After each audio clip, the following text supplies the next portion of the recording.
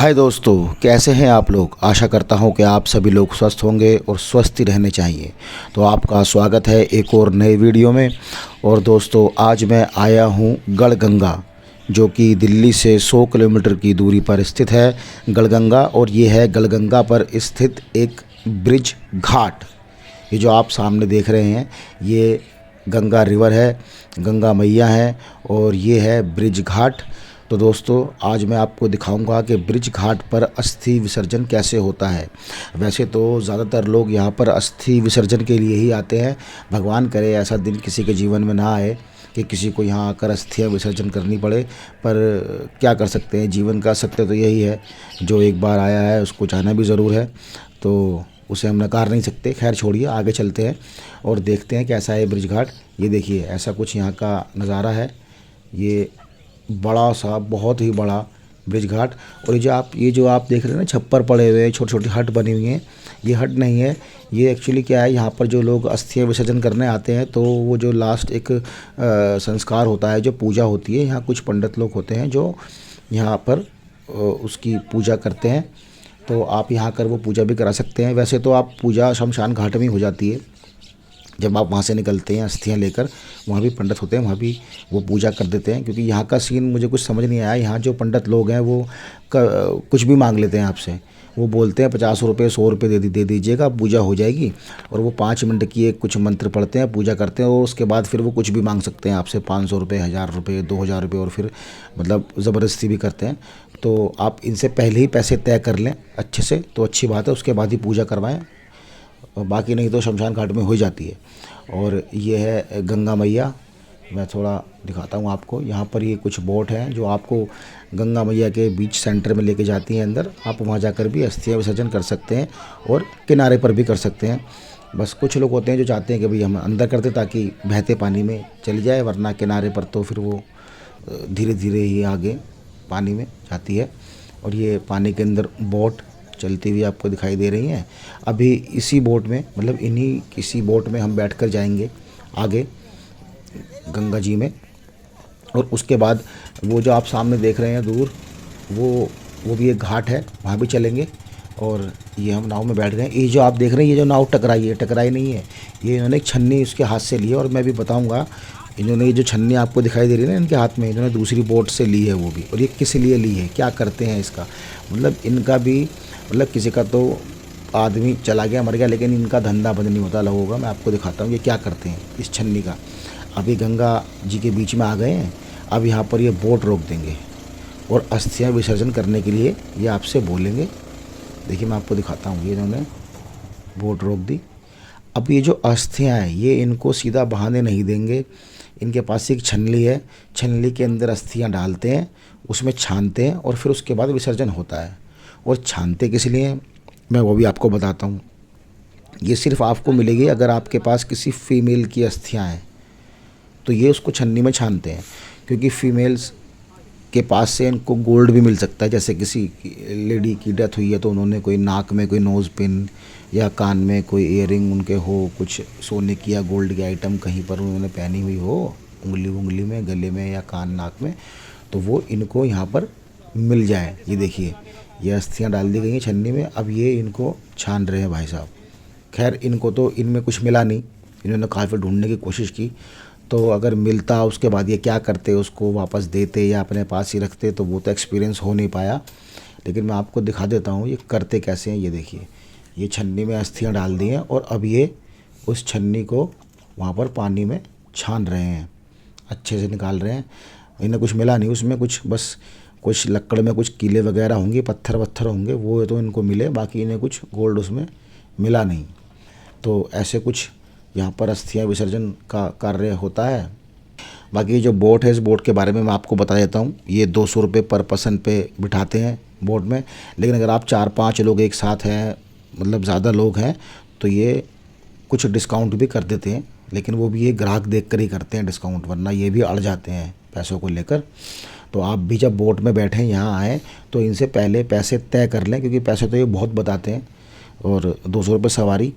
तो अगर आप 4-5 लोग हैं, 3-4 लोग हैं, अगर आप अकेले खुद बोट लेके जाना चाहते हैं, तो ये पैसे कुछ कम भी कर लेते हैं, डिस्काउंट कहने सुनने पर थोड़ा कर देते हैं। ये देखिए कैसे छान रहे हैं अस्थियों को। ये देखिए ना, कुछ नहीं मिल रहा है इसके अंदर, सिर्फ पत्थर मिल रहे हैं और कुछ लकड़ी के अंदर कुछ कीले वीले निकल गई होंगी तो वो इनको मिली हैं। तो इस तरीके से यहाँ पर अस्थियाँ विसर्जन का कार्य होता है। और ये तो आपकी मर्ज़ी है, आप चाहें तो ना छनवाएं, इनको मना करते हैं भैया हम तो नहीं छनवाएंगे। तो अब वो एक्सपीरियंस हो नहीं पाया, मैं कर नहीं पाया इनके साथ, क्योंकि मैं तो यहाँ पर किसी के साथ आया था तो उनकी मर्ज़ी थी, तो इन्हें कुछ नहीं मिला। अब यहाँ से हम चलेंगे आगे घाट की तरफ। उधर पीछे ब्रिज घाट है जहाँ से हम आए थे, और इसके दूसरी साइड अपोजिट साइड भी एक किनारा है जो गंगा जी के बीच में एक छोटा सा घाट है। तो अभी वहाँ पर हमें लेके चलेंगे। तो वहाँ पर भी लोग जाते हैं, उधर से स्नान करके फिर वापस आते हैं। तो ऐसा कुछ यहाँ का नज़ारा है। यहाँ पर बोट तो मतलब बहुत सारी हैं, कोई कमी नहीं है बोटों की। तो आपको नाव तो यहाँ पर इतनी है कि लाइन लगी हुई है, ये देखिए।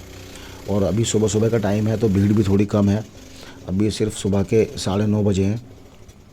तो आज घटा भी बहुत छाई हुई है, धूप भी नहीं निकली है और ठंड बहुत है, तो लोग थोड़े कम हैं। क्योंकि लोग यहाँ स्नान करने भी आते हैं, केवल ऐसा नहीं है कि खाली अस्थि विसर्जन करने ही आते हैं, स्नान करने भी आते हैं। लेकिन ठंड की वजह से आज भीड़ थोड़ी कम है और धूप भी नहीं निकली है। ये देखिए ये चल रही हैं बोट, ये ऐसे कुछ यहाँ पर बोट्स आपको मिल जाती हैं। और काफ़ी चौड़ी नदी है यहाँ पर, मतलब बहुत ही चौड़ी और बहुत ही गहरी, बहुत ही बड़ी नदी है दोस्तों, बहुत बड़ी नदी है ये। अब हम आ चुके हैं घाट पर, ब्रिज घाट के उस पार। ऐसा कुछ यहाँ का नज़ारा है। ये देखिए वो जो आप सामने देख रहे हैं बोट्स, और उसके पीछे जो आप एरिया देख रहे हैं वो सारा ब्रिज घाट है। उधर से ही हम इधर अभी आए हैं। ये ऐसा कुछ यहाँ का नज़ारा है दोस्तों। तो आप दिल्ली से अगर इधर आते हैं तो आप बस से भी आ सकते हैं आराम से, गाड़ी से तो खैर आ ही सकते हैं, और बस से भी। ये अब कुछ थोड़ी देर बाद यहाँ पर धूप निकल गई, तो धूप निकलने के बाद ऐसा कुछ यहाँ का नज़ारा है दोस्तों, ये देखिए। और यहाँ पर और भी कार्य होते हैं, मतलब आपने अस्थि विसर्जन कर दी, उसके बाद आप स्नान करते हैं, स्नान करने के बाद फिर कुछ गरीब लोगों को खाना भी खिलाना होता है। तो मैं अभी वो भी आपको दिखाऊंगा यहाँ पर कैसे वो होता है कार्य। और ये अब हम वापस जा रहे हैं इस बोट में। ये देखिए दोस्तों कितनी बड़ी नदी है, कितनी बड़ी नदी है, बिल्कुल साफ़ पानी है, एकदम क्लियर पानी है। ये देखिए बहुत ही बढ़िया नज़ारा है वैसे दोस्तों यहाँ का। और आप यहाँ वैसे भी आ सकते हैं, यहाँ पे और भी कार्य होते हैं, खाली अस्थि विसर्जन का कार्य नहीं होता। यहाँ पर आप मुंडन भी और जो भी आपकी जो पूजा आप अर्चना आपको करनी है वो आप यहाँ आकर करवा सकते हैं, आ सकते हैं। अपने पंडित जी को भी लेके आ सकते हैं, या यहाँ पर भी बहुत पंडित होते हैं। आप यहाँ आराम से अपनी पूजा पाठ कोई भी कार्य, मुंडन हुआ, अस्थि विसर्जन हुआ, कोई भी पूजा हुई, श्राद्ध हुआ, मतलब ऐसे कोई भी पूजा आप यहाँ करवा सकते हैं आकर। ये देखिए दोस्तों ऐसी कुछ बोर्ड और ऐसा कुछ नज़ारा। तो अब हम चलते हैं किनारे पर और मैं आपको दिखाता हूँ कि आगे यहाँ कैसे जो गरीबों को खाना खिलाना होता है, यहाँ पे क्या सिस्टम है यहाँ का, और कैसे यहाँ पर खाना खिलाया जाता है। यहाँ पर कुछ होटल्स हैं, कुछ दुकानें हैं, ढाबे हैं जो पहले से ही सब तैयार रखते हैं। अगर आपको किसी गरीब को खाना खिलाना है तो होटल वालों के पास जाकर आप उनसे बोल सकते हैं, तो वो अपने आप 5 लोगों का, 7 लोगों का, जितने भी 11 लोगों का या जितने भी लोगों को आप खिलाना चाहते हैं तो वो वहाँ पर उन लोगों को अवेलेबल भी करा देते हैं और खाने का इंतज़ाम भी वो करवा देते हैं।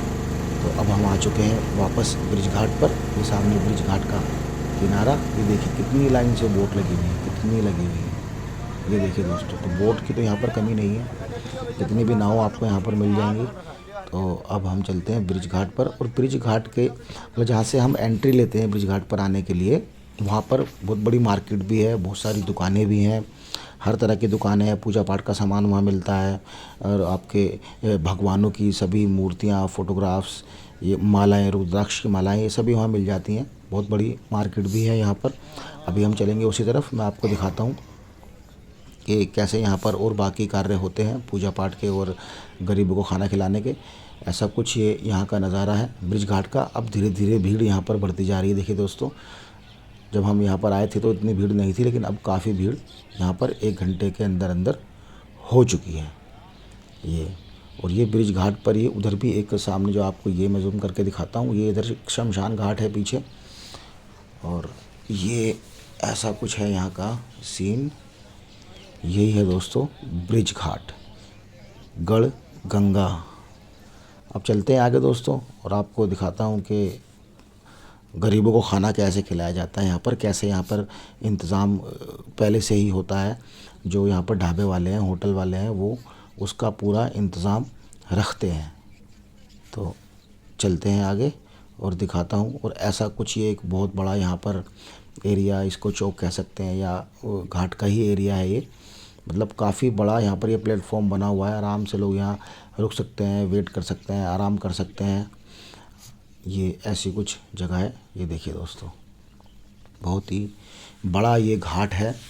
और मतलब पूरे मैं बताऊं कि नॉर्थ इंडिया में दिल्ली के लोग हुए या जितने भी दिल्ली के आसपास के एरिया हैं, उन सभी एरियो से यहाँ पर लोग आते हैं, क्योंकि ये हरिद्वार से पास पड़ता है। हरिद्वार तो दिल्ली से 200 किलोमीटर के आसपास पड़ता है और ये 100 किलोमीटर के आसपास पड़ता है। तो लोग यहाँ ज़्यादा आते हैं, मतलब अस्थियाँ विसर्जन करने के लिए। तो ज़्यादातर लोग यहीं पर आते हैं। और जो हमारे गंगा स्नान होते हैं जो, उसके लिए भी यहाँ काफ़ी लोग आते हैं। यहाँ तो मेला लगता है, उन दिनों में तो पैर रखने की जगह भी नहीं होती, इतनी भीड़ होती है। और दोस्तों अब हम आ चुके हैं उस ढाबे पर। मैं आपको दिखाता हूँ। ये देखिए, इन्होंने अपने आप, इनके पास ये लोग सब यहाँ बैठे होते हैं, गरीब लोग। इनको ये बुला लेते हैं, बिठा लेते हैं और इनके पास पहले से ही खाना रेडी होता है। इनको पता होता है कि कितनी प्लेट आपको खिलानी है, तो उसी हिसाब से आपको ये खाना बर्तनों में डालकर दे देते हैं और आप इनको गरीबों को यहाँ खिला सकते हैं। ये देखिए, जैसे ये लोग यहाँ पर खिला रहे हैं, इसी प्रकार से आप भी, मतलब आपको टेंशन लेने की ज़रूरत नहीं है कि घर से बना के चलें या वहाँ खाना मिलेगा नहीं मिलेगा, गरीबों को कैसे खिलाएंगे या वहाँ से आके खिलाएंगे।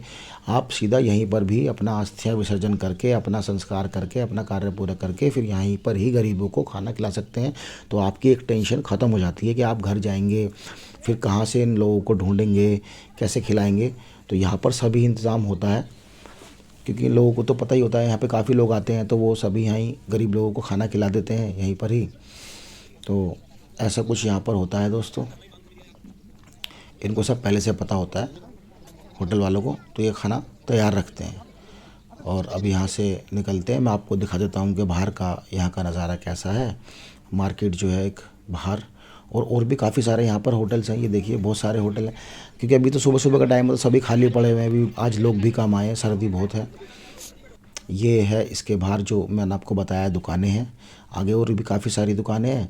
तो दोस्तों, अगर आपको ये मेरा वीडियो अच्छा लगा हो, थोड़ी जानकारी आपको मेरे इस वीडियो के ज़रिए मिली हो, तो प्लीज़ चैनल को सब्सक्राइब ज़रूर करना दोस्तों। मैं आगे भी ऐसे ही वीडियो लाता रहूँगा।